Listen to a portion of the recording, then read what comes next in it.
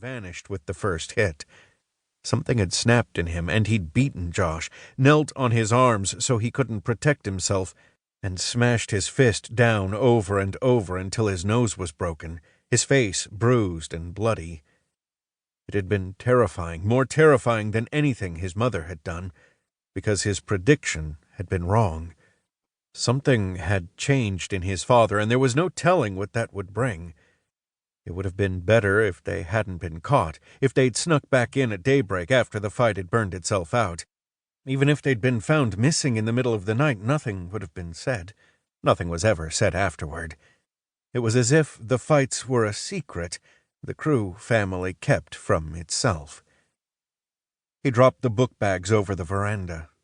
The tree was there, dark in the chill breeze of an autumn night, and he put a practiced foot on the railing and swung a leg across and felt for the broken branch stub that was the only foothold on this side of the tree.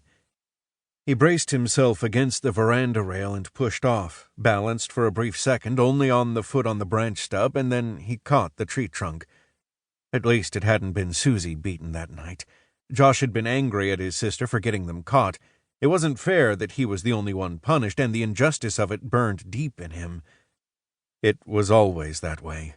He was the scapegoat, and she the favorite. It was his own fault. He took the blame, protected her, diverted their parents' attention away from her transgressions because he was older, stronger, tougher than she was. It was what he had to do. He didn't know why, and the knowledge of what he was doing didn't make it hurt less.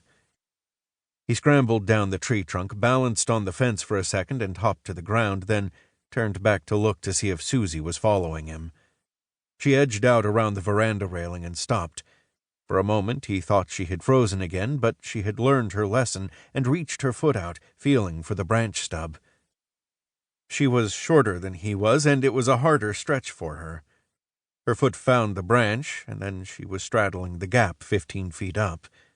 She moved to shift her weight to grab the tree trunk, swayed dangerously, and clutched the veranda railing to steady herself. "I can't, Josh." He could hear the fear in her voice. "You've done it before." "I'm stuck." She was on the verge of tears. "I'll come and get you." He couldn't do anything for her, he knew, but he had to show her he was trying. He climbed up the fence and shinnied up the tree, reached out for her. "Here, just grab my hand." She looked at him, her eyes large and frightened. Angry voices came from inside the house, muffled by the walls, and she moved all at once, suddenly motivated. He grabbed her wrist and pulled, and then she was safe in the tree, and they were climbing down, the rough bark tearing at their hands until they were on the ground. "Are we going to the park?" She was calmer now as they walked down the driveway, leaving the scene behind them. The park was where they usually waited out the fights. "Somewhere else." He picked up the book bags and handed hers to her, then slid a hand into his pocket to verify that the medicine bottle was still there. "We'll get in trouble when we get back." "Not this time." He helped her slip the straps over her shoulders.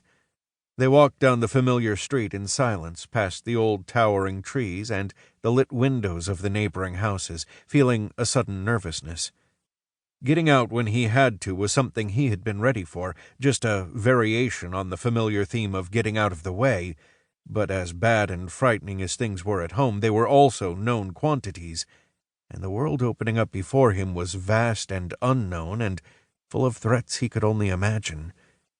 He resisted the urge to turn around and look back at his house, knowing he would never see it again. Something tugged at him, the desire for warmth, for comfort, for safety. The house was all those things, when his parents weren't fighting. When they weren't, it was even a nice place to live, bright and spacious. Everything he owned was there. His friends lived in the neighborhood. He fingered his cheek. It had been months, maybe longer, though the memory of the flaring pain of his father's fist never seemed to leave it. He blinked back tears that came too easily at the memory. It was dangerous for him to stay now, because next time it would be worse. He had to leave, and he couldn't leave Susie behind to face their parents alone. "Where are we going?" Susie's question was plaintive. "Far away."